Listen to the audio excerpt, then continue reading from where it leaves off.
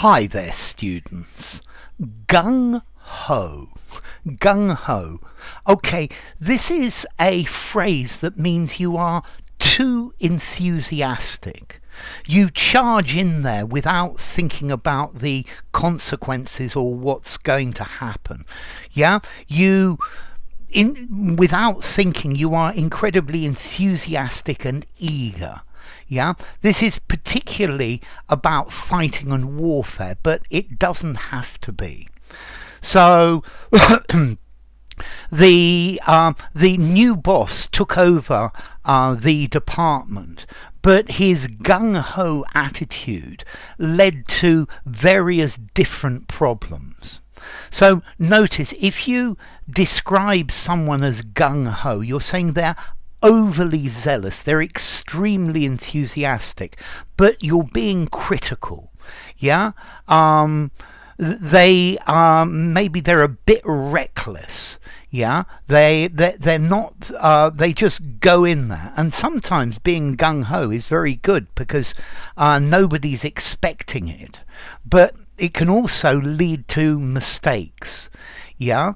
So if somebody's gung-ho to do something, they are extremely enthusiastic about it. But normally it's saying they go over the top.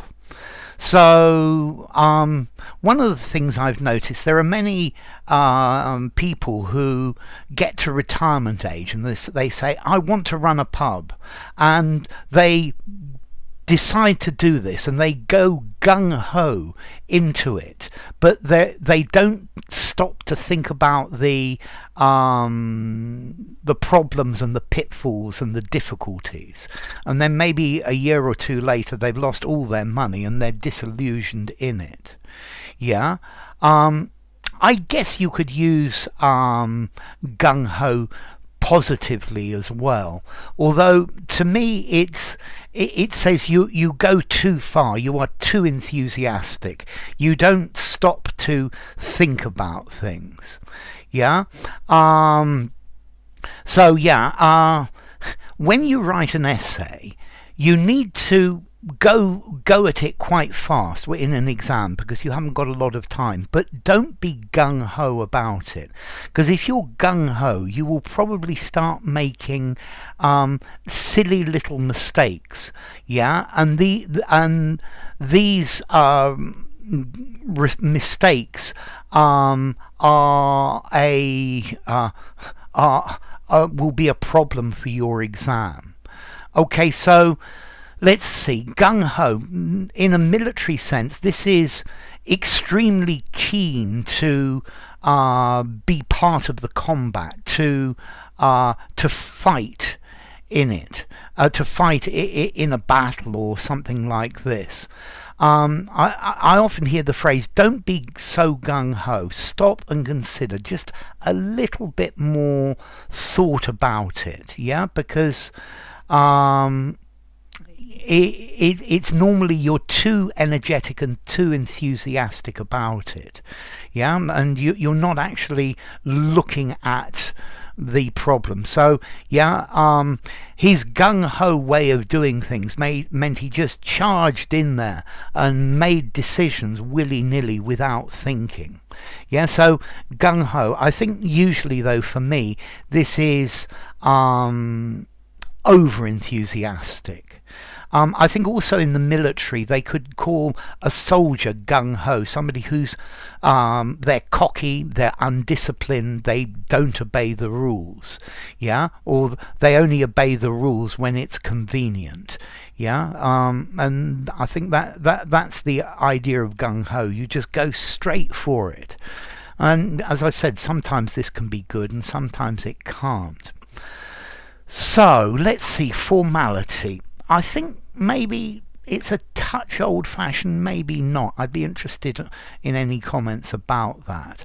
I think I'd give it a 4.5 in formality, using an informal conversation, using a semi-formal conversation, using a semi-formal writing, but not in something very formal.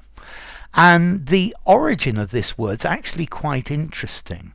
It comes from Mandarin. Gong-He or Kong-He. Gong meaning work and He meaning together.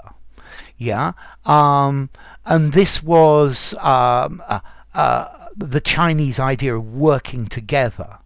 And this then became a nickname for in the Second World War, became the nickname for a General Carlson.